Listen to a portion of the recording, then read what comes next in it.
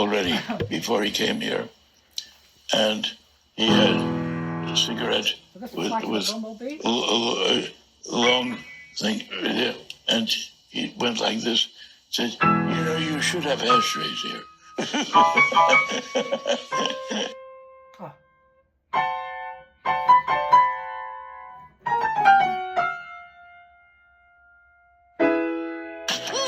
Well, this is new. This is new.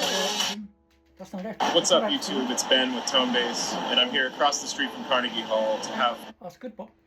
Did you get to Carnegie Hall? That one.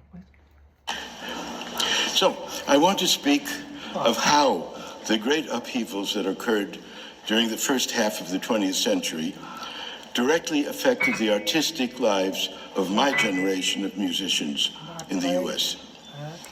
The vast majority of talented American musicians from previous generations would go to Europe to study. There were almost no major American performing artists. In fact, most of the first group of world-class American composers studied in Paris with Nadia Boulanger. The musicians in our orchestras were in large numbers from Europe. I was told, this is before my time, that the languages used at rehearsals were usually German or Russian. Sometimes, especially with woodwind players, German, Italian or French. Okay, then came the Russian Revolution, which caused many major performers and composers to leave. Most ended up in the US. Then the Depression, which was even worse in Germany than in the US. And the coming of fascism, which caused a flood of major figures to come, some to flee, to the US.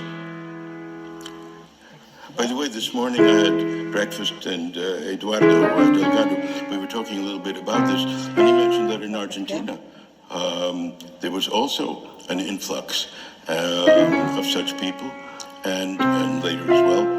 And I know myself that Cuba, Mexico also received quite a number. But the flood really came to the United States. Most of the new arrivals settled in the region between Washington and Boston, especially New York. Another group, made up largely of composers, went to the Los Angeles area. This meant that my generation of young musicians, mainly because of the Russian Revolution and around a decade later Adolf Hitler, we had, just around the time we were starting our studies, living right next to us. In my case, some of them